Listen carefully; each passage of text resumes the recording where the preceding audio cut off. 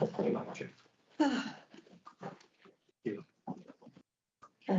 evening, everyone, and welcome. Do we have any apologies for Exon? Just one apology, Chair, from Councillor Paul. Yeah, taking a welcome break, I believe. Do we have any declarations of interest, Cabinet? Yes, Chair. Good evening. I'm a governor at Castle Park School, and also my son is a pupil at the school, and I'd therefore like to not comment or vote on that particular item. Thanks, Councillor Rachel. Now then move directly to item 3, the implementation of My Day, My Life review recommendations. Over to you, Councillor Chandler. Thank you.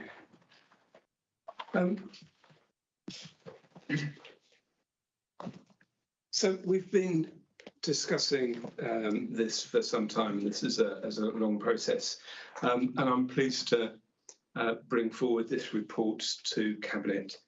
The report that we've got here has been to Scrutiny Committee, People's Scrutiny Committee last week, and we've also had a number of representation from the public, including a petition of over 3,000 signatures that has been running since for the past 6 months.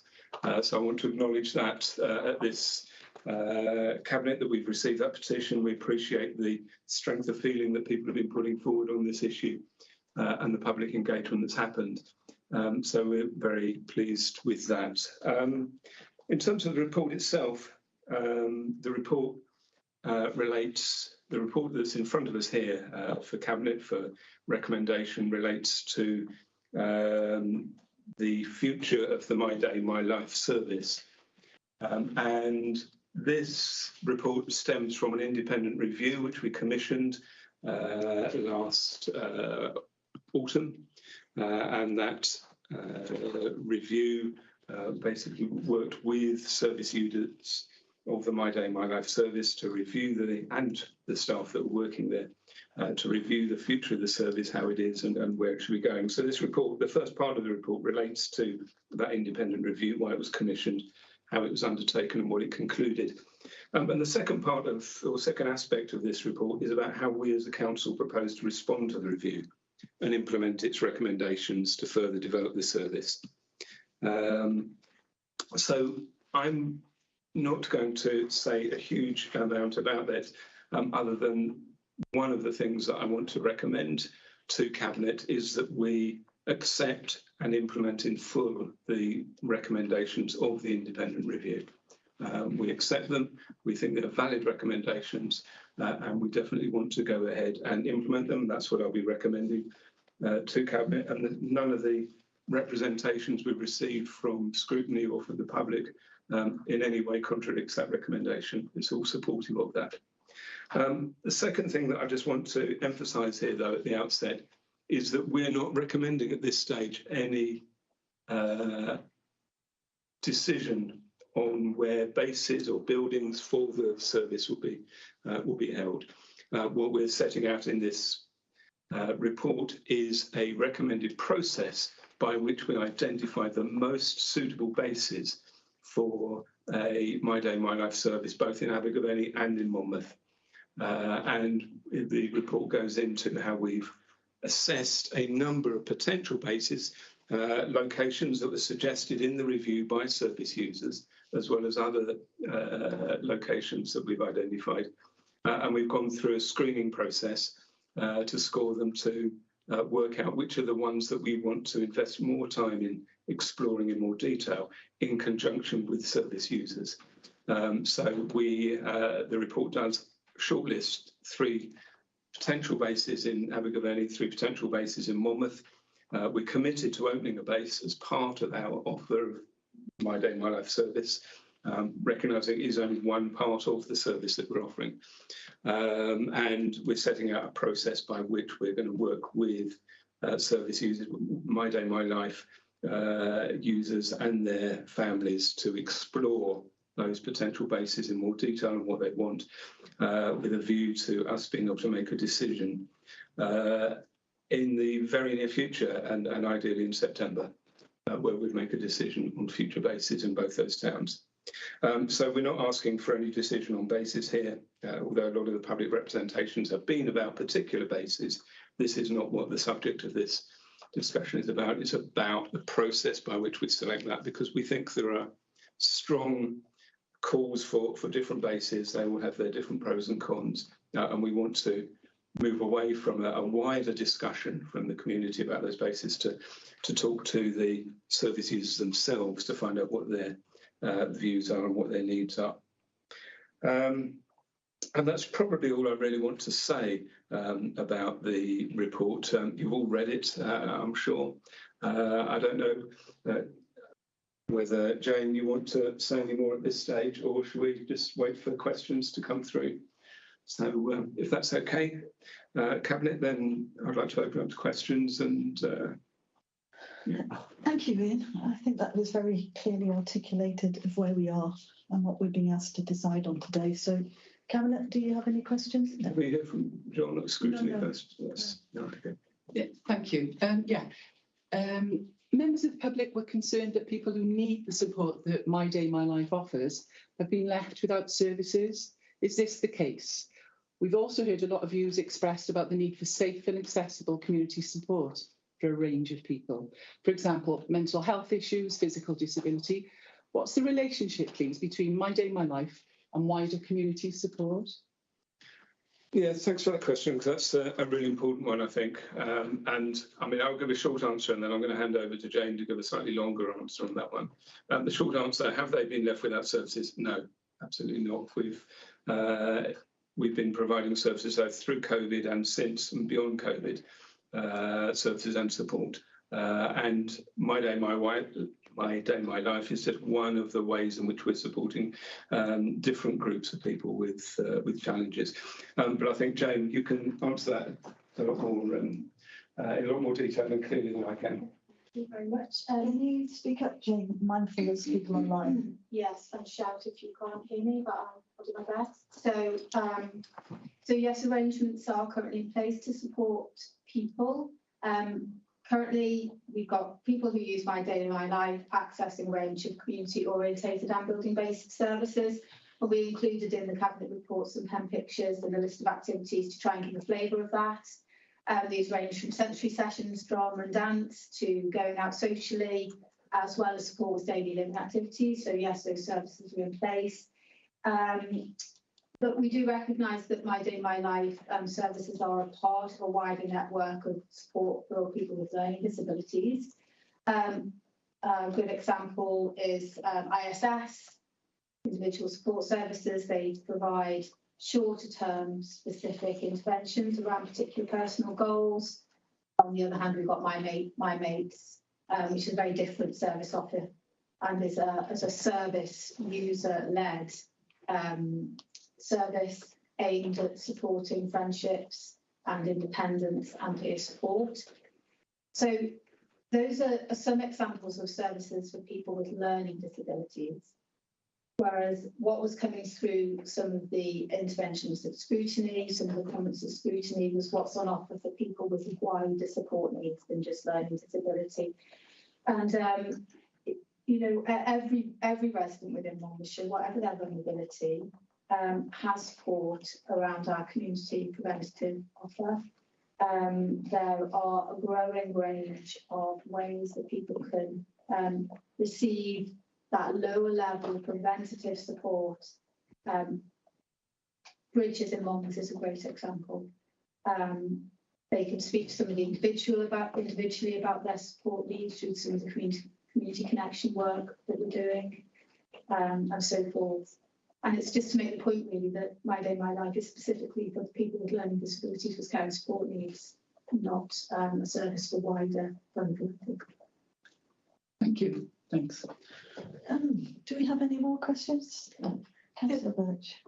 There were some queries about the scoring process that was used to shortlist buildings that could host the bases. Can you explain the approach so far? And also support was expressed at the scrutiny meeting for the bases in Monmouth and Abergavenny to have accessible toilets and changing facilities, as well as access to kitchens and gardens and the sensory room. And how are those requirements going to be taken into account in the choice of the building? I think, in terms of the query of the scoring process and that, well, in fact, all of this, I think I'll probably hand over to Nick Keys, our Head of Landlord Services. Sorry, I got your title wrong. I apologies for that. Head of Landlord Services, who's been undertaking that assessment process of particular buildings and drawing in the criteria that service users themselves put forward as part of the independent review. But anyway, Nick, can you say a bit more about that? Yeah, thanks, Councillor Chandler, and apologies for this. I'm sat in a very antisocial place here. But yeah, so just to speak to the score, and exactly right. Effectively, users of My Day, My Life were consulted on the criteria we were targeting for a suitable premises, and 16 criteria were established, which within the report is Appendix 6 of the report. Those 16 criteria speak to things such as having a safe location, exactly as you say, an accessible place, in the location itself in terms of being town centre focus, etc. The scoring process then is that we've identified 13 properties, either in council ownership or perhaps in private ownership, many of which were actually identified by users of My Day, My Life themselves, buildings they were familiar with, or perhaps that we already have classes operating from. And then those 13 properties, both in Abergavenny or across Abergavenny and Monmouth, were scored against those criteria. Certainly a sensory room, a kitchen, accessibility were fundamental within that. Important, I suppose, to reiterate at that stage that the scoring was, I suppose, to enable shortlisting of properties. So we absolutely acknowledge that within that there are scores that have been produced that have highlighted a number of suitable premises, or that will be hope. The next stage of this process, if it's subject to the decision today, is obviously to do that detailed assessment. So when we speak to things such as accessibility, to assess whether the shortlisted properties fully will do that. But critically, I suppose what it's also enabled us to do is to dismiss certain properties that clearly didn't meet the criteria and needs of My Day, My Life. So yeah, hopefully that's helpful as a summary of the scoring.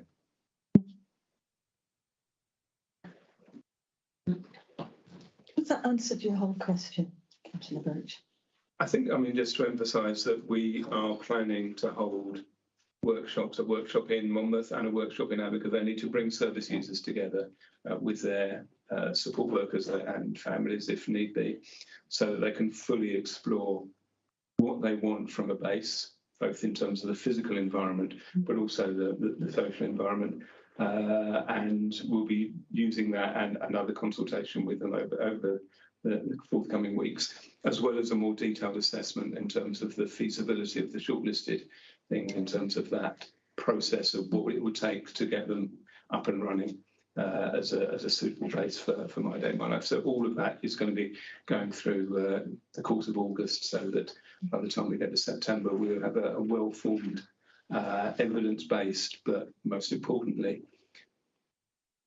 proposal that's based on the opinions and needs of service users themselves, whose voices need to be heard clearly.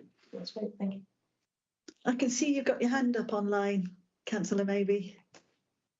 Thanks. Yes, I was really pleased to hear that last point about the workshops. That's great. But I also, I have a question about the impact assessment. There were some comments that we've had that it could have been more comprehensive. So I wanted to ask whether that had been updated since the scrutiny meeting. Thanks. Yes, thank you, Councillor Maybe. Yes.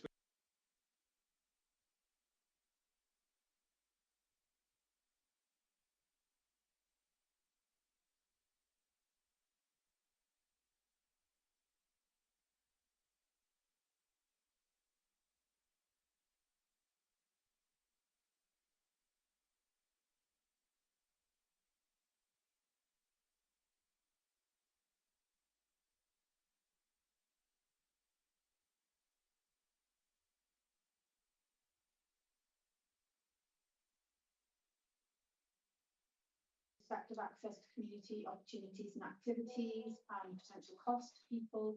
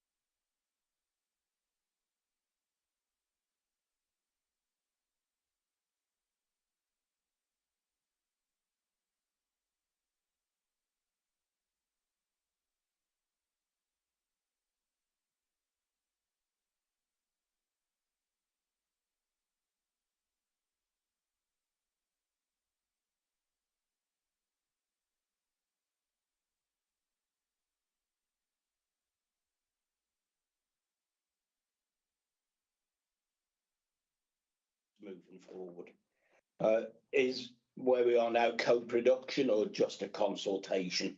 And how will you ensure that there are a range of meaningful activities available for people who use the service? Yeah, thanks for that. I mean, obviously, I've already talked about how users and their families will have a say in the future bases in Monmouth and Abergavenny, which is, as I said, is part of the service, but it's only one aspect of the service.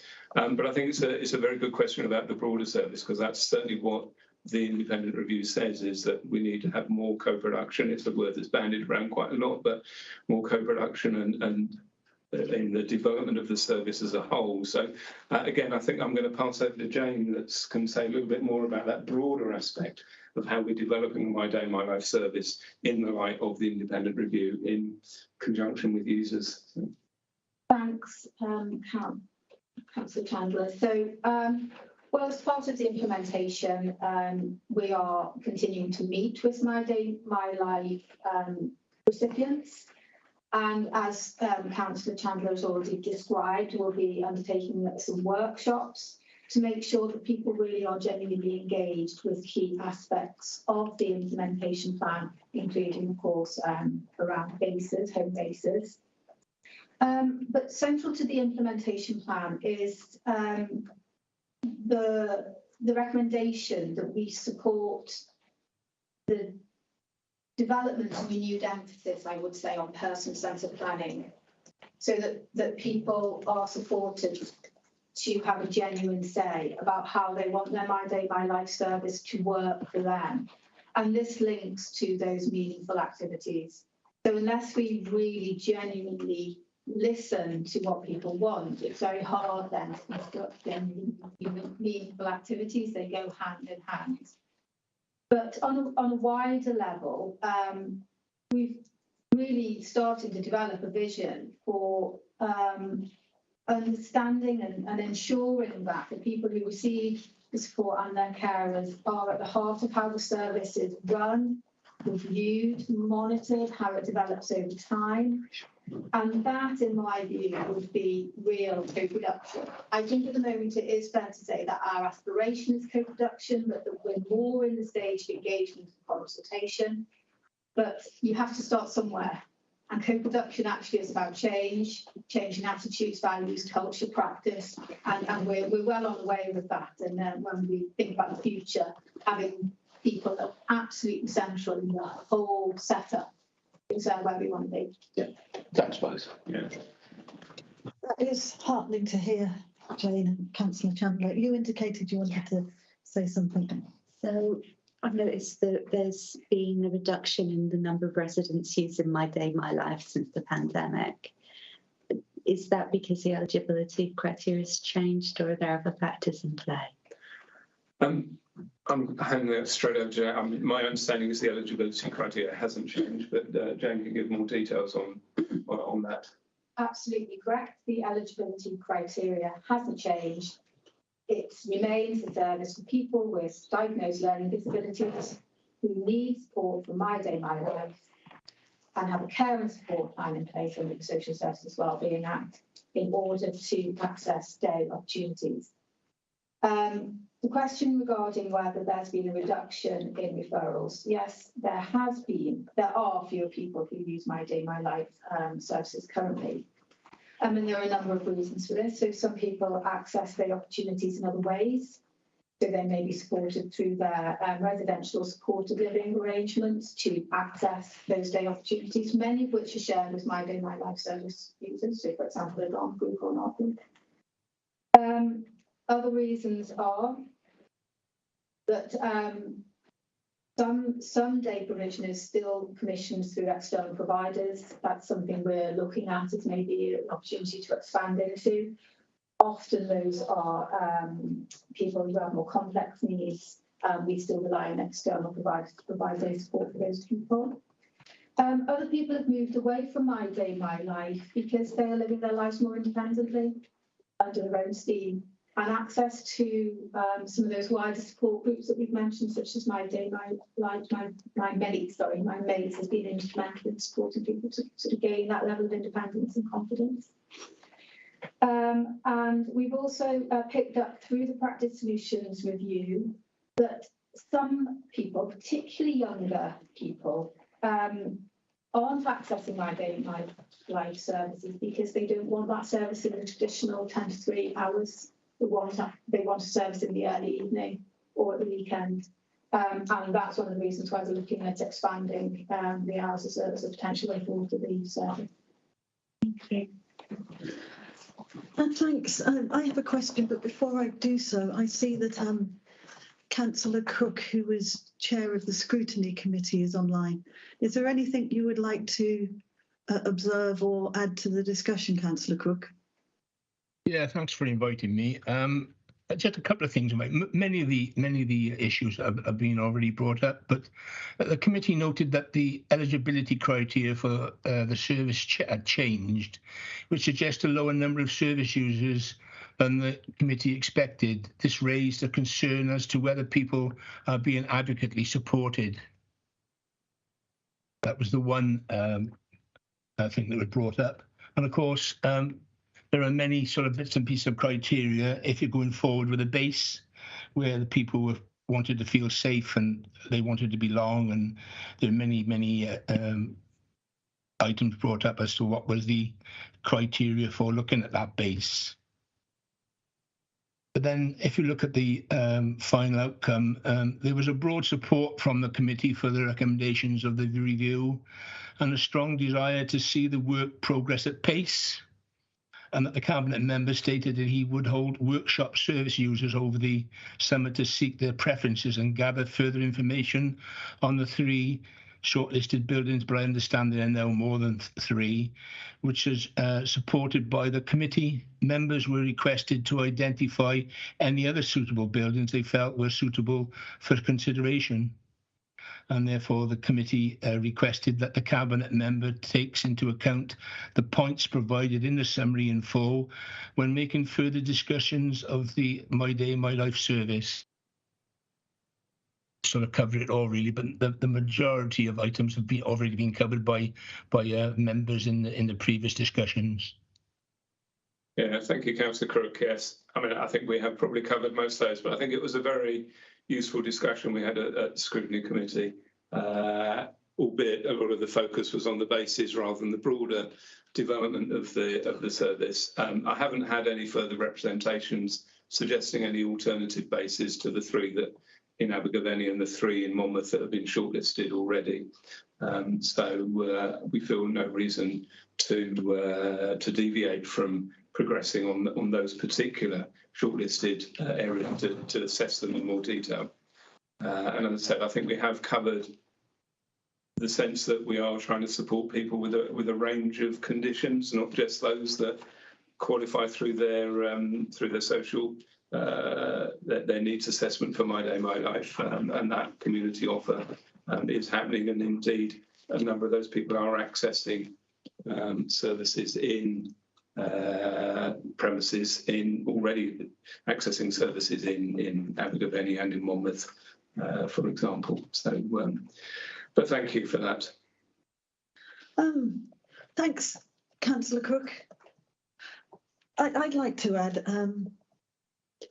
picking up on that point of moving at pace, how can we be assured about the progress of implementation of the plans afoot? Indeed. I think, again, I mean, looking at that implementation plan, we shared in the papers a summary of the implementation plan. We have a much more detailed one that sits underneath that, but it does set out in all of the areas how we're progressing against those objectives. But again, I think to flesh that out and give a little bit more detail, I'm going to hand over to Jane.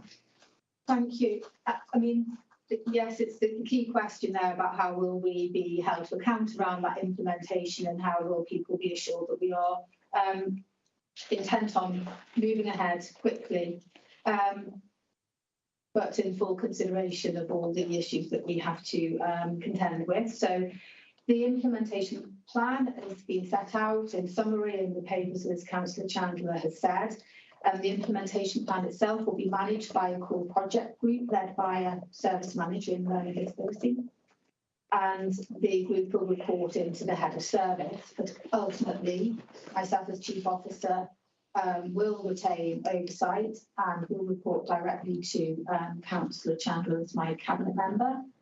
And of course, there are a number of key stakeholders that will hold us to account, including the people who use the service, the workforce, and that will include HR and of course union representation if required, people who refer into the service, so social workers, the community learning disability team, and community organisations who support My Day, My Life. And we're developing a communication plan to ensure that stakeholders are kept up to date with progress, and because they're so important in the implementation. And we're ambitious with the implementation plan in terms of the timeframes, and we've identified March 2024 as being our target date for full implementation of the 10 recommendations within the practice solutions report. You will see from the summary that it's quite wide-ranging in terms of some key steps around workforce, development of the base, development of the range of activities and how they are coordinated, and the development of the overall statement of values and purpose for My Day, My Life, and the interface with the social work-based team. Thanks, Jane. Councillor Chandler, I'd just like to pick up on that issue of workforce. What exactly are the key issues and next steps with regard to that? Well, again, Jane's been dealing with that, so I think I'll defer to her on that, but it certainly is going to impact on the workforce, these changes. Yes, and there are a number of priorities that we see as our immediate actions that we'll need to take. I mean, we have to establish that leadership structure, which will involve looking across the two My Day, My Life and ISS support service to see where we can streamline the management structure and strengthen through training and support. We know that we need to put in place and have put in place supervision, one-to-one supervision to staff through the management arrangements. We need to, of course, review roles, which will include how activity coordination is embedded within the role, person-centred planning embedded within the role, and looking at the potential to extend the terms and conditions to involve weekend and evening work. But you can understand that there is a HR process that will need to sit behind that. We're identifying the training requirements of the workforce, as I've said, around person-centred planning, but also making sure that we've got the right systems, processes and IT in place to really support the workforce and what we're asking them to do. So just some of the immediate priorities that we'll be addressing within the workforce element of the implementation plan. I think that's important because it does go hand in hand with the recommendations, doesn't it? At this point, I'd like to bring in Councillor John. Do you have a question? I do. Thank you, Leader. And firstly, can I associate myself with the comments that others have made about the review? I think it's very well done. I think that the report is excellent and the recommendations are very clear. I also like to thank Councillor Crook and his committee members for their deliberations last week. I appreciate the Councillor Chandler said he wants to have a conversation and listen to the community, and I really welcome that. But there is still a significant level of concern in the community, and I've met the Tudor Street campaigners several times. I know many of you have as well, and I don't think their arguments are an emotional connection to a building. I think they do have a really strong case for reopening it. And Councillor Chandler, before you joined the administration in January, in that full council meeting on the 20th, I think it was, you were very clear that your view was that Tudor Street should reopen. Is that still your view? I think what I said, if I recall correctly, is that I felt that Tudor Street should have reopened at the end of the pandemic, that the last administration should have reopened it when the conditions of the pandemic were over, while in anticipation of then doing a broader review of the future of the service. Clearly, that situation no longer applies. That is in the past. We're in a position now where the review is underway or has been undertaken, where we have options. And it's not my view that we should open any one place now when we're so close to actually making a firm decision on what will be a long-term base for the base in both Monmouth and in Abergavenny for that. And if Tudor Street comes out as the most suitable of those bases, then yes, we would need to press ahead and open that as soon as possible. And equally, if one of the other potential locations is turned out to be a suitable base, again, we would want to open that as soon as possible. And we'd want to look in at making sure we could try and progress at pace to open something quickly, even if it's not got all of the facilities in place, because I think wherever we choose is going to require a significant investment of time and money in order to bring them up to the specifications that are set out in the review. So that's my position now. I think we're in a different case to what we were in 15 months ago, which is when I think a different decision might well have been made, although there were good reasons for that in terms of our exit from the pandemic was necessarily slower when we're looking at vulnerable people and in social care than it was for the general population. But I think what I also want to take that opportunity of addressing in your question, as I may, because in scrutiny a suggestion was made that Tudor Street could be opened by the weekend because it was ready, it was oven ready, and it was ready to go. And I really wanted to question that and get the facts. I actually did visit Tudor Street again this morning with Nick Key. So, Nick, could I just sort of ask you just to sort of give us an assessment as if we were looking at Tudor Street, and obviously, that's not the choice we're trying to make at the moment, but I just want to clarify that assertion could Tudor Street be open within a matter of days? Yeah, thanks, Mr. Chandler. I suppose there's a layer to that in terms of what opening means of that building. So if I talk from the bricks and mortar, which I suppose is my area, and ultimately Tudor Street suffers with the issues that any building that's not been occupied for a series of months now. So most of the reopening would be focused in health and safety checks, or what I would label as compliance checks. So Legionella testing, servicing of the boiler, etc. I think the critical point, exactly as you've said, is in terms of the criteria that have been offered for My Day, My Life. And as we established this morning, things such as accessibility, and we identified investment that may be required if that is the identified building. So I suppose there's a nuanced answer in terms of to open by the weekend, certainly to deliver what My Day, My Life require isn't possible. But in terms of a building becoming available, I suppose that's relatively straightforward in terms of those compliance elements I've just spoken to.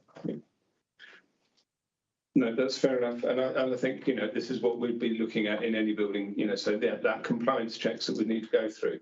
But again, in the context, that will be opening a room in Tudor Street rather than opening Tudor Street as a complete building for that, because as we saw, there's a lot of stuff that's being stored there, but also there's some serious health and safety things. So the garden, for example, it's got cracked pavings that would not be suitable. So a lot of remedial work would need to be done on that as well. So, but I just wanted to check that. But obviously that's something that was not in terms of decision making for today, but because we've had those assertions that it is ready to move into, I just wanted to challenge that and clarify that is not the case, because I think some of the campaigners may have been misled by how easy it would be to just reopen Tudor Street and go back 3 years as if COVID had never happened and it had never closed. So I just wanted to make sure that was clear that was not possible. But we still are committed to moving at pace and getting in somewhere as quickly as possible. So, thank you. Thanks, Councillor Chandler. I think it's good to have clarity around the distinction of a building and what the report refers to as a base, and a base is very much more, as you've so clearly laid out and has come out in our discussion, than just bricks and mortar. Yeah. Councillor Taylor, you had a question you wanted to ask. Thank you, Leader. Yes, thank you. I think it's the People Scrutiny Committee was certainly incredibly busy last week, and I'm sure that we're all very grateful for all the work that all the members and officers put into that. at that scrutiny meeting on the 18th of July to consider the My Day, My Life proposals, we also heard something of, quite frankly, the distress and isolation that some of those who had previously drawn on the services offered through the Tudor Street Hub had experienced and continue to experience. Given the recommendations in My Day, My Life service returning to its core principles and offering a much more tailored community-based offer in addition to a home base, quite exactly when would we expect to see these home bases opening? And notwithstanding what the points you were just making, I think that what I've taken from Nick's response is that, you know, there are clearly some checks and balances which need to be undertaken, but those are, as you say, not restrictive. Thank you.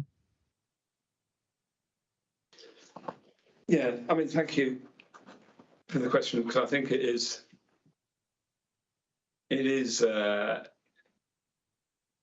we did hear a lot of, as you said, and echo that, and I think distress and isolation that was expressed is a fair summary of some of the testimonies that we heard at People's Scrutiny, and I think we've slightly addressed it in some of the early questions, but I think I'm going to defer again to Jane just to expand a little bit more in terms of the distinction between the services that we're offering to people who have whose needs assessment has resulted in them being referred to the My Day, My Life service, and other members of the community who we support in other ways with the aspiration of them being independent.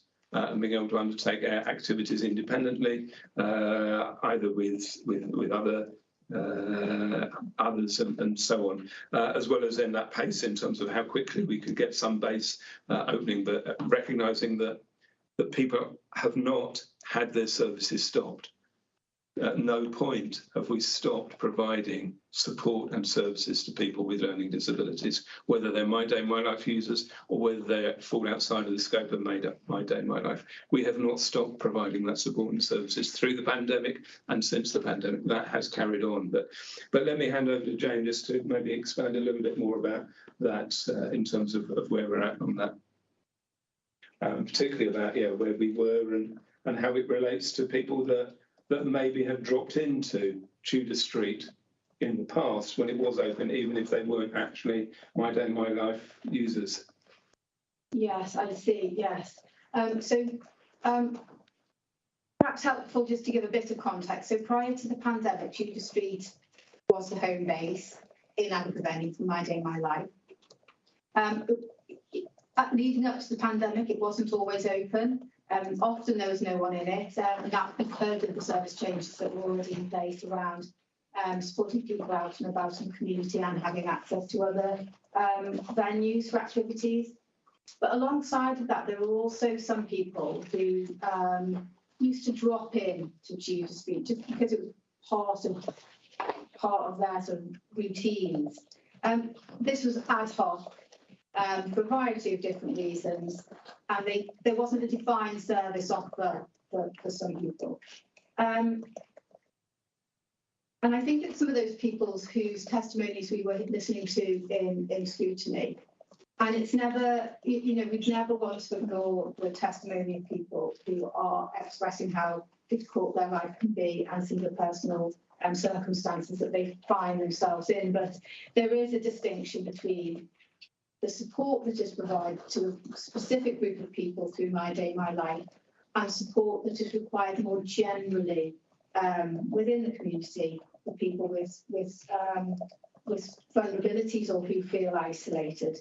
And like I would have said before, we have a real growing range of how people can access support through community connectors, through various front doors into services that exist within Monmouthshire. Again, I would refer to Bridges being one.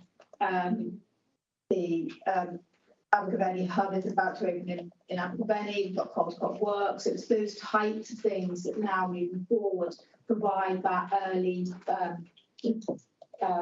preventative support for people who may need just a bit of propping up, a bit of low level preventative support that's in place. It's not the same as what we provide through My Day, My Life. And I would want to reiterate, as Councillor Chandler has described, that My Day, My Life services are very much still in place with people who receive those services. So we have weekly activities, everybody has their own timetable. The activities are quite wide-ranging. Even now, they involve both one-to-one and group-based activities out and about in the community. And there are opportunities to access buildings and bases, both for structured activities and as a drop-in if plans fail. So Margie Park being one, Oak Mono facility in Monmouthshire, in Monmouth being another. So hopefully that sort of set it out with a bit more clarity. And I do understand that it's quite a confusing picture, but for us, our focus remains through this review and through the implementation plan on the people who receive My Day, My Life services. That's not to ignore the other voices that we've heard, but the purpose and the scope of the review is clear. Thanks very much, Jane. Thank you. We were asked by Councillor Chandler when he brought this report to Cabinet that we would consider the findings of the review, but also the recommendations, the public feedback that we've received, and the recommendations from scrutiny around the implementation plan and the recommendations. I believe Cabinet we've done that. I would like to thank scrutiny, and I'd also like to thank the public for their keen observation and their willing to engage what has been a robust democratic process, as it should be. We should feel confident with the decision we make now, and the decision we make now is to ensure that the recommendations of the practice solution report are implemented in full. And I would add, given the discussion we've had, to the timetable that's been set out. Are we agreed? Yes. Thank you, Cabinet. Let's move on to item 4, which is the S106 funding for Caldecott. And I'm passing... Excuse me, this one, if that's okay. That's fine.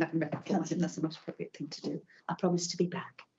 We'll hold you back because we need you later on. You're like the Terminator right now. Thank you.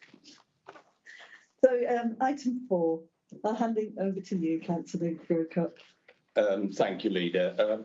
Colleagues, what we need to do with this report is to generate some capital funding from the Section 106 agreement that will enable us, in the first instance, to make improvements at Castle Park Primary School. And the purpose is twofold, really. The first is to improve accessibility by making the upstairs classrooms accessible for people with a range of physical disability, and also to increase the capacity of the school from 210 to 261 places. This will be funded, with your approval, from the sum of £439,286, and that is Section 106 contribution that has come from the development of the Sudbrook Paper Mill site. And the funding has already been received. It is there waiting for us to use, hence the recommendations. There will be further Section 106 funding from 2 other housing developments in the Caldecott area, one in Church Road, one in Crick Road.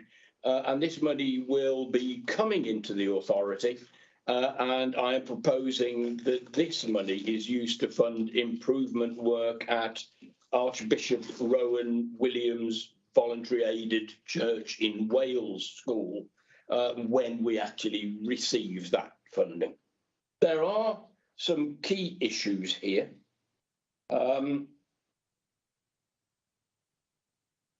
a nutshell, The proposal is suggesting an immediate start in Caldicot, so it's in place for September because of pressure on school places in Caldicot, quite specifically.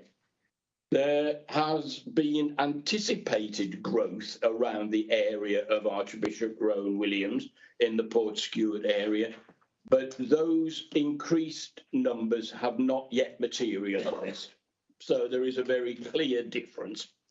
Castle Park is the nearest non-faith school to the Sudbrook development, and therefore it is already included in the Section 106 calculations, and I think it makes good sense to go forward in the way that I have recommended.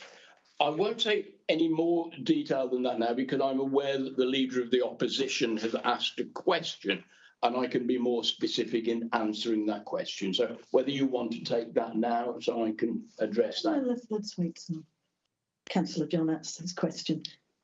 So you carry on. Okay, well, I think that's it really. Very clear reasons why we need to progress with spending the money immediately at Caldicot Castle, and that in no way defers or halts the improvements that we have promised at Rowan Williams. This feels fairly straightforward, Cabinet. Do you have any questions you wish to raise? In that case, I'll bring in Councillor John. Thank you, Leader. And I do think that the report should say that this development is in Sudbrook in the Portskewett area. It's not part of Caldicot. But the Section 106 money has been made available to the council because of the lack of primary school places in that local area, and the fact that the catchment and nearest school, Archbishop Rowan Williams, is full. But instead, you're proposing to prioritise Castle Park, which is neither the catchment nor nearest school. It's not even the second nearest. Can you tell us how many pupils from Sudbrook attend Castle Park Primary School, please? Yep, there are 6 pupils from Sudbrook attending Castle Park.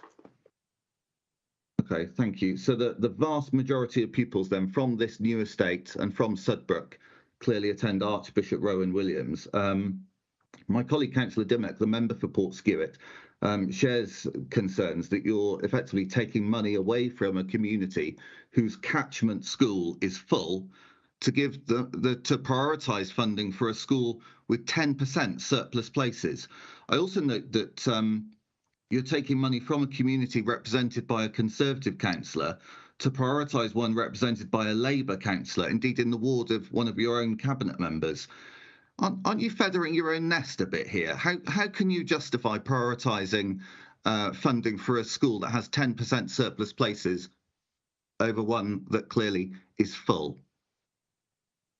Thank you very much, Councillor John, for that question. Let me reassure you that my decisions here are based solely on educational reasons, certainly not on any party political reasons. The Section 106 agreement, you're quite right, the money has come from the development in Sudbrook, but the agreement also includes provision for money to be spent at Castle Park, and that is quite clearly set out in that Section 106 agreement.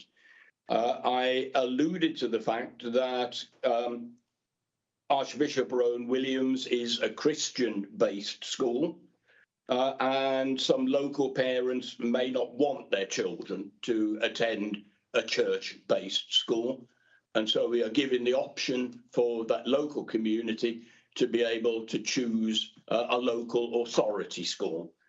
I have made the point already that there is a shortage of school places in Caldicot, and with a slight rebalancing, this proposal will actually allow the Caldicot situation, which is more severe, to be dealt with. And I have made the point, which I reiterate, that the anticipated growth in Portskewett has not yet fully materialised. So I don't even accept your basic premise, I'm afraid. But no one has a choice. The school is full. you're giving the money to a school with 10% surplus places. So clearly people in Portsmouth don't have a choice, do they? Many people will not choose a Christian-based school for their children. But they can't because it's full anyway. Councillor John, can you let Councillor Garrett finish? Okay, sorry. You're welcome. Let me give you some figures, Councillor John. From the Portstewart ward of Councillor Dimmock, there are 192 primary age children. 115 of those, that's 6 in 10, attend Archbishop Rowan Williams. 40% attend other schools in the area, not because Rowan Williams is full, but because they choose not to send their children to it. And the decision to split the funding in the way that we have is based on the fact that not all parents support church-based, Christian-based education. Castle Park is the nearest community school to the development.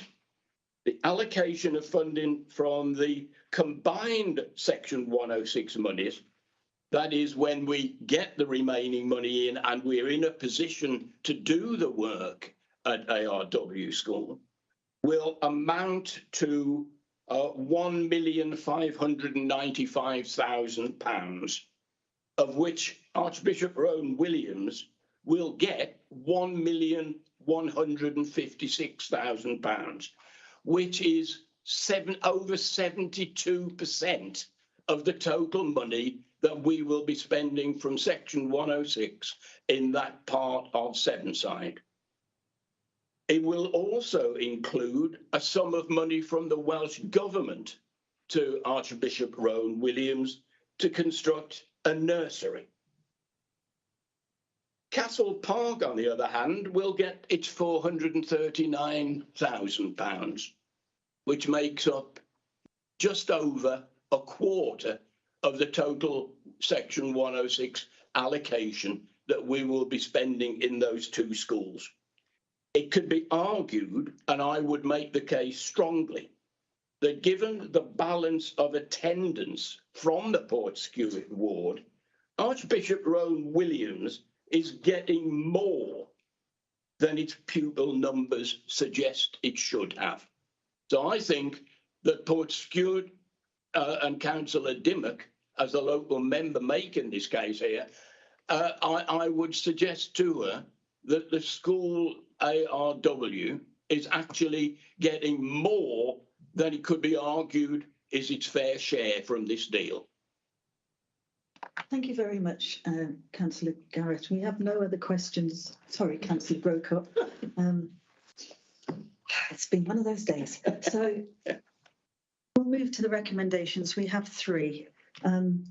Recommendation 2.1 is that we agree that a budget of 4,309,286 is created in 2023 capital programme to fund adaptations at Castle Park Primary School to improve accessibility and increase the school capacity from 210 to 261 pupil places. Well, are we agreed, Cabinet? Yes. Thank you. Secondly, that the same amount will be funded by a S106 contribution from the development of the Sudbrook paper mill site, and that this funding is being received into the council budget. Yeah, Yes. we agreed. Yes.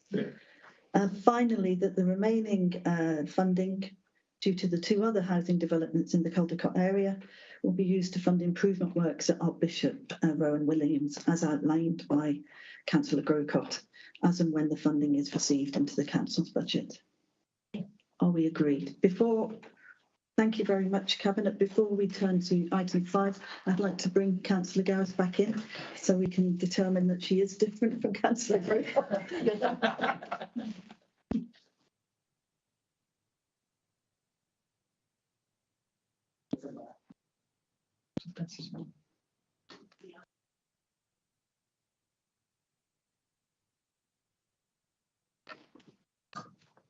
we'd like to offer you the job.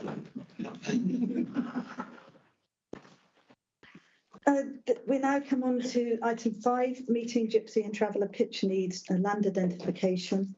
I will remind Cabinet at Council last week on Thursday, Councillor Birch, in response to a question, said that she would make a statement in Cabinet. I'm going to hand over to Councillor Birch to make the statement before we consider item 5. Thank you, Leader. Colleagues, following the People's Scrutiny meeting last week, I've had the opportunity to reflect upon all the contributions that were made at and before the scrutiny meeting. I'm proposing that the report is deferred from today's Cabinet meeting. A report on the shortlisting and consultation on sites for gypsies and travellers to be included in the local development plan will be brought to Cabinet in September, once officers have undertaken a further piece of work. Clearly, we have a legal obligation to identify sites, and it's very helpful that there is a shared commitment across Council that we identify sites that can be successful as part of our wider housing responsibilities. I'm grateful to the councillors who took part in what was intended to be an inclusive process where sites could be examined and where members' local knowledge has been invaluable. Having considered the recommendations from scrutiny, I've reviewed the long list of 17 sites that were considered at an earlier stage, and I believe and agree with the various reasons why these sites, mostly amenity land, were sifted out by officers at an earlier stage, and I support this position. Based on the Gypsy and Traveller Accommodation Assessment approved by Cabinet in 2021, we're looking for a total of 13 pitches across the county, probably on several sites, which is a very small scale of development when you compare it to the need for affordable housing in the county. However, it also became clear from the information given during and before the scrutiny meeting, including our site visits, that the sites in Manson Heights and Mitchell Troy are unsuitable for this purpose, largely due to access issues, so I do not propose to consult on them. With regard to the shortlisted sites in Magor and Undy, further work needs to be done to assess their suitability for any form of development. So we've opened a call for sites from the Gypsy and Traveller community, from landowners and from any Monmouthshire resident, and I propose to close this call for sites on Wednesday, the 23rd of August. I therefore propose that we task officers to also consider which of the candidate sites that have already been put forward into the RLDB process for potential development could present the best opportunity to accommodate a small number of pitches, in addition to the consideration of any sites that may come forward from the open call. And as suggested by scrutiny, we will then test any site against the guidance from Welsh Government, national good practice and the wishes of Gypsy and Traveller people themselves. I anticipate bringing a revised proposal to Cabinet in September for the commencement of a formal consultation process in order to make a decision in November for inclusion in the RLDP. Thank you. Thank you very much, Councillor Birch. You've laid out very clearly that on the basis of the process that we went through, robust scrutiny, that you would wish us to defer. I think that is the right decision to make. And I think it strongly shows that we have a robust democratic process at our council. I would ask all councillors to agree to that deferment. Yeah. And on that basis, we will no longer address item 5, but wait till the revised report comes to council in September. So I'd like us to move on to item 6. Leader, may I just ask for some clarification from the Cabinet member, if that's okay, just on a point of clarification? Councillor Taylor, I would ask you to keep it very brief, and I will cut you off if you attempt to make it more than 30 seconds. So there's a deferment of this particular report until the September meeting, but you are still keeping, so you're not following the recommendation of scrutiny then, to recommend option 3 to you, and that is that you do not proceed with consultation on any of the sites, but that you return to the drawing board. Am I right in understanding that? I don't want to misrepresent this. Thank you, Councillor Taylor. We're not returning to the beginning of the process. We've already evaluated a large number of sites, and I don't propose to revisit those 17 sites. The two sites, as I say, the sites in Andy and in Magor, and including the one in your ward, there were a number of concerns raised with them, and I think there is some more investigation work needs to be done in order to establish whether they are suitable for any form of development. And I think Nicola, we've already spoken about it, haven't we? So, and that's where we are, and we'll come back with a revised proposal in September. Thank you very much. So I will now move on to item 6. So not following the recommendations. 24, review budget progress. Over to you, Councillor Gareth. Thank you, Ida. So I would like to thank particularly, we've got Peter Davis and Jonathan Davis on the line, and I'd like to thank them both, particularly John, for his long hours spent on this report, although I think the best thanks I can give him is to get him home for his tea, so I'll get on presenting the report. So our headline on the report is a £2.6 million early pressure in this financial year. Now that position is not unusual for this time of year, and unfortunately it is not reflective of a positive economic climate in the UK. You'll note that inflation is continued to remain resolutely high, with consequential impact on rising interest rates. The ongoing cost of living crisis and the further impacts of the raising interest rates impacts on housing costs. You'll note the report highlights the likelihood of the UK economy of entering recession, and that we have, as a council, we are carrying a shortfall of staff linked to an ongoing, rather hot and very tight labour market. We continue to see supply chain issues which require more costly alternatives or expedient arrangements in our revenue and our capital projects. And the impact of the above the impact that all this is having is that we're having increased demand and support for supported council services and reducing demand for our income generating services.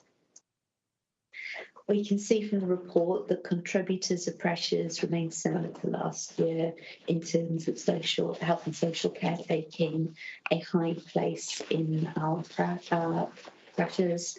Principally children's social care, which is dominated by highly complicated, complex cases, and that's sitting at around £1.6 million. Homelessness also remains a pressure at £440,000, and we're seeing new pressures from the escalations in waste costs of around £1 million. 50% of that is in the handling of recycling and waste. There's also £400,000 needed in staff cover for bank holiday, sickness, and additional hours and new homes coverage, as well as the green waste coverage. We're seeing numerous other pressures, such as £100,000 in building inflation on material costs and contracts within that area.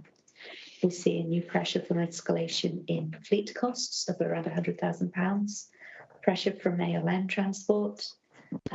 The commercial investment at Castlegate adds £110,000 pressure. We're seeing £50,000 pressure from democratic services. That's from election costs, and also we're seeing some increased pressure from increased numbers of face-to-face meetings and associated expenses with those.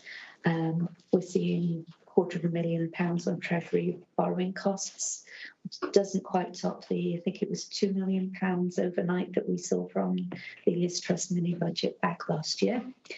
And we're also seeing about £960,000 pressure from pay inflation costs. And again, that is linked to that high inflation and that very tight and hot jobs market. We've got reduced vacant posts, which are taking some pressure away. And we also have our inflation contingency budgets initially of £500,000. So our savings targets are not at the point where we anticipated when we forecast them. We are seeing a £1.8 million shortfall, but notably that means that we are forecast to be on target for some £8.2 million of savings on target for this year. So our intention is to implement the budgeted use of £2.5 million worth of reserves, which we carried over from last year from our outturn report, which was more positive than anticipated, as I have previously presented to Council. We would therefore like to add that to our contingency budget, which is at £500,000 at the moment for inflation, and put that at £3 million. As I said, that equates to the amount of reserves that were originally anticipated to be required for our 22 to 23 outturn report, and were not ultimately called upon. So Council, Cabinet, this does put us into need for early budget recovery, which will also be pragmatic and proportional. We're acutely aware of the risks that we're facing going forwards, and that includes those presented from the pay awards that I have mentioned. However, we're also aware that this is an early year outturn, that we will gain granularity and pressures as the year develops. So I therefore put it to you that we take this report as read.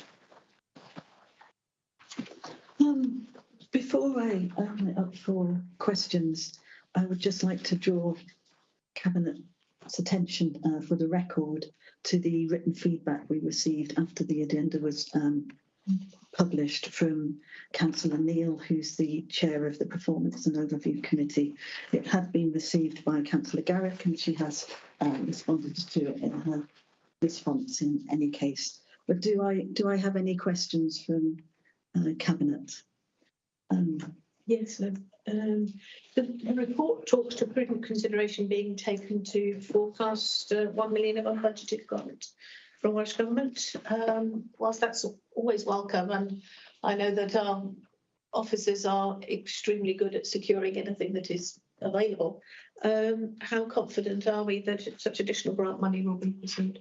So obviously we're aware of the trends over previous years from Welsh Government in supporting local authorities and delivering on the key areas of their policy focus.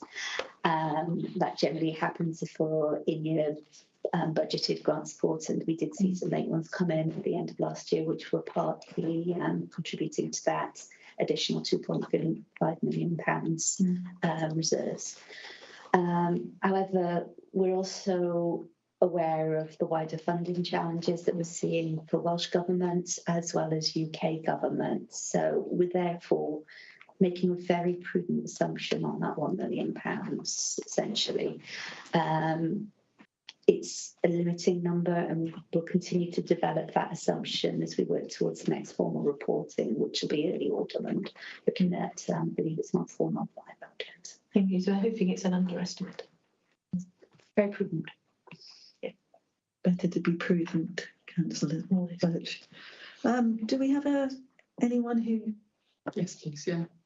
Councillor Garrick. Can we expect to see a more detailed budget recovery plan presented at the next budget monitoring period, and give general comfort and assurance that savings and cost reductions have been identified to arrest this in-year position, please?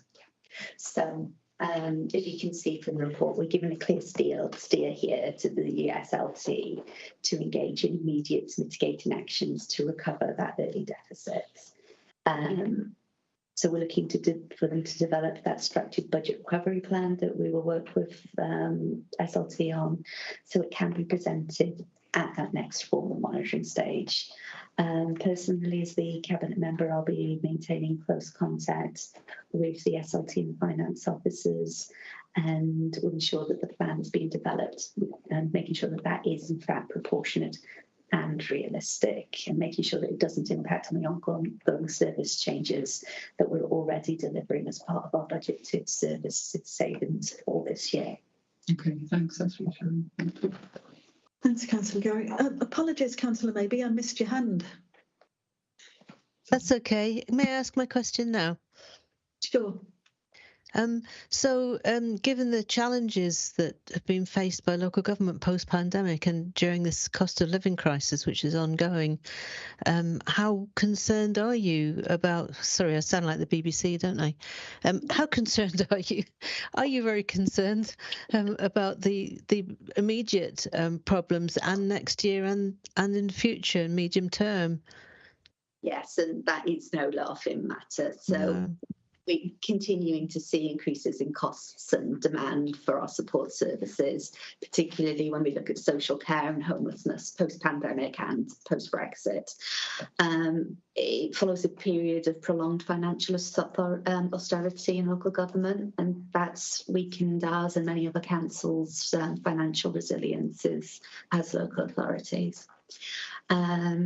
UK and Welsh Government funding projections indicate further real terms reductions in funding moving forward.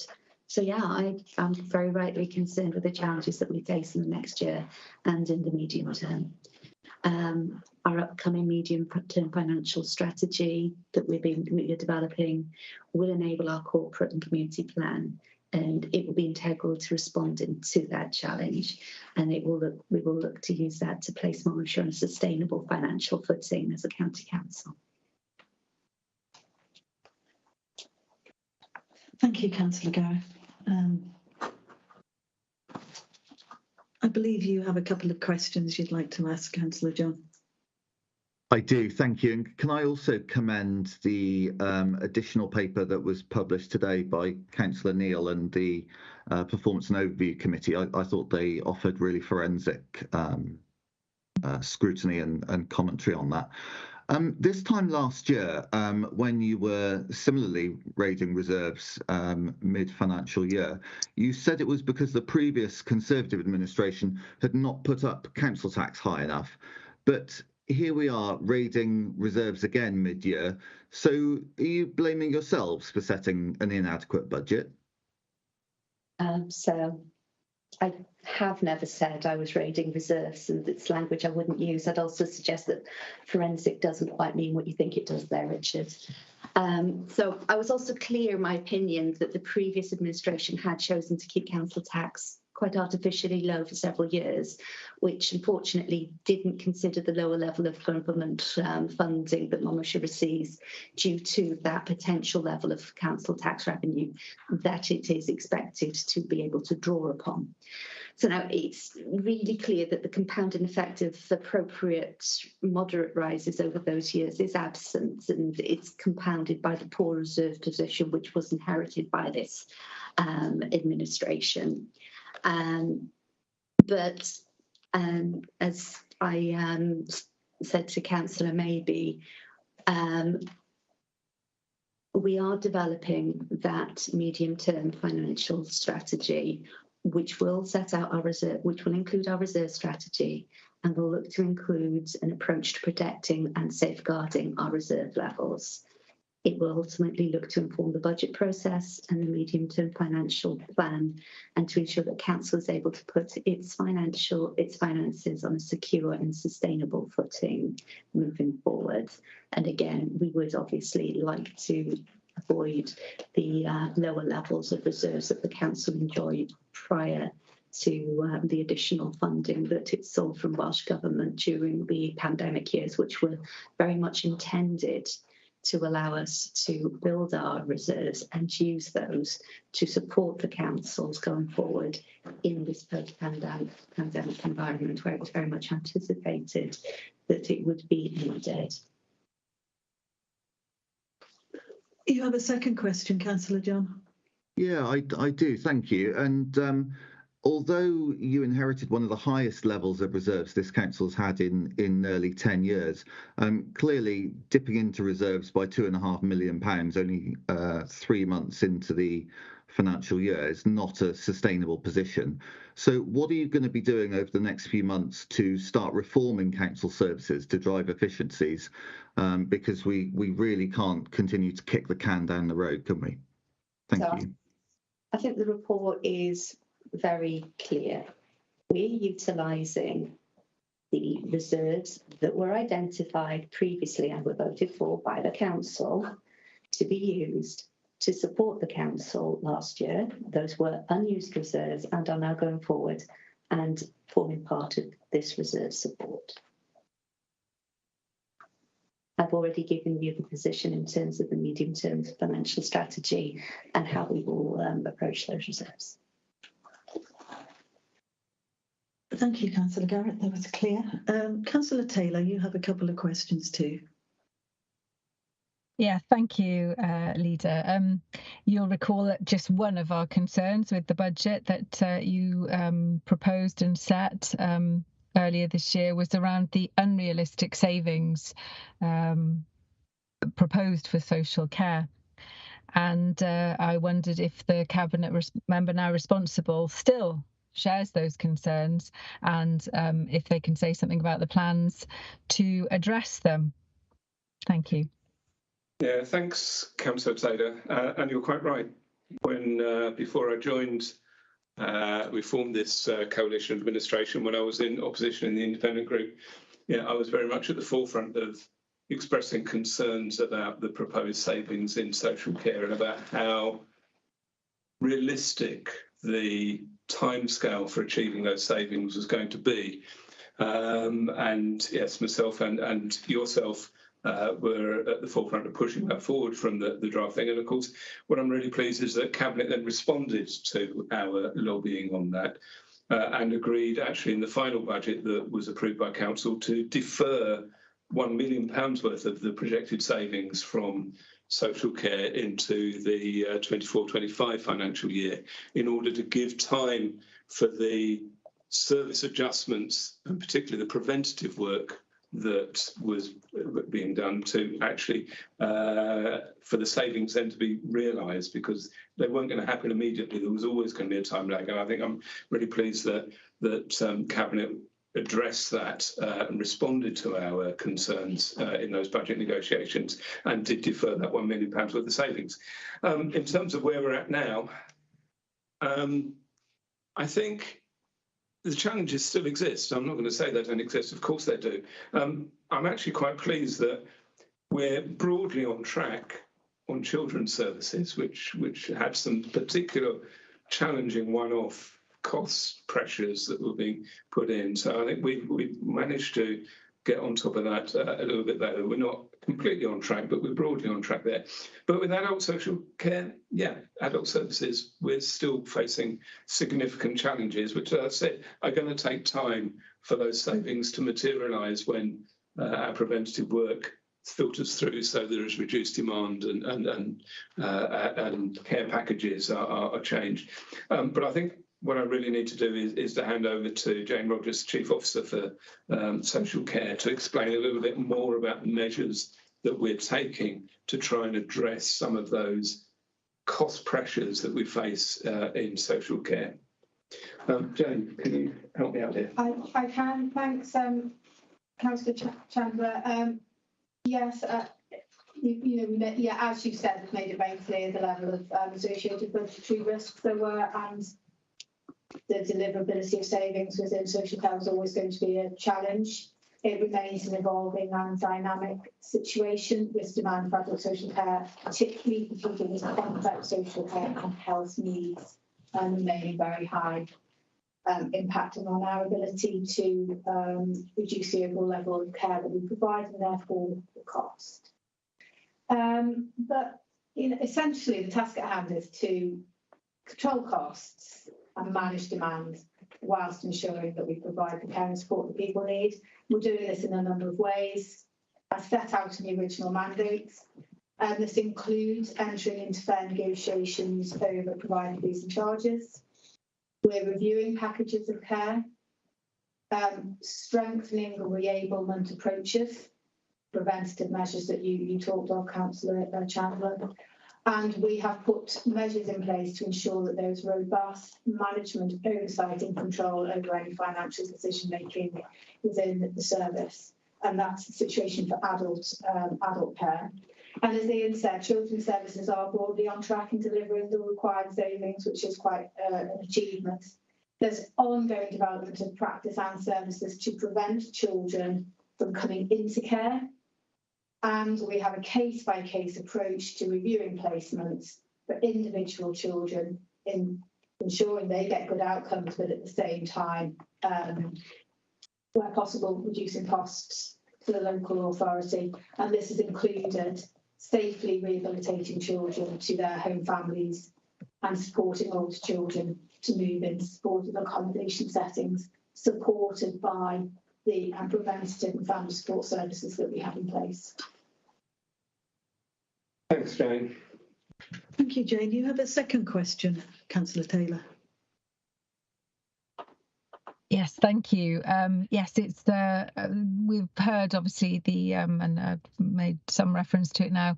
The Cabinet Member for Resources talking about how you're going to be developing a strategy to rebuild the reserve position. I wondered if there was any detail of that she could provide us with.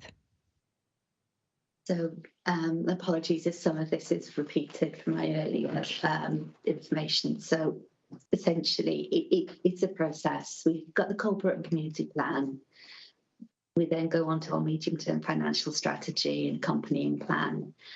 That then puts the framework in place to develop our budget process, and that gets us to a sustainable footing. And our reserves strategy is being reviewed as part of that medium-term financial strategy. So beyond the proposed use of reserves to support the current in-year forecast that we're talking about, the strategy will focus on protecting and safeguarding those reserve levels to ensure that future limited use is targeted towards delivering service changes needed by the council to deliver a sound financial position. So it's a process that is in train. It will, of course, be coming to council and scrutiny with us. Thanks very much, Councillor Garrett. Before I bring us on to consider the recommendations and vote, I'd like to remind everyone of the commitment we made both when the budget was passed, but also when we considered the end of year outturn report. As this report lays out very clearly, the headwinds we are facing are not good. They're not good for anyone.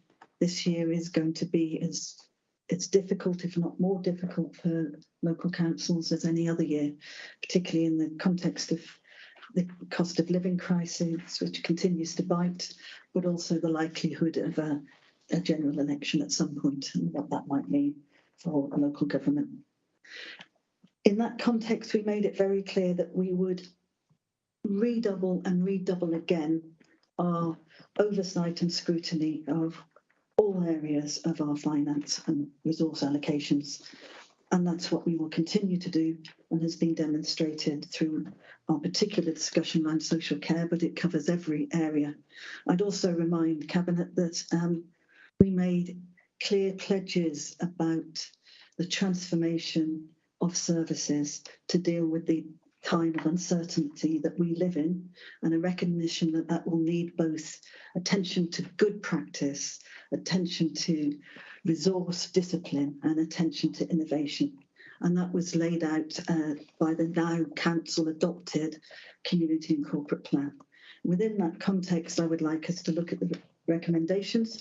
I'm not going to read them out, but I would ask you to note that the first two are asking us to note and discuss the contents of this report, and I think we have done so.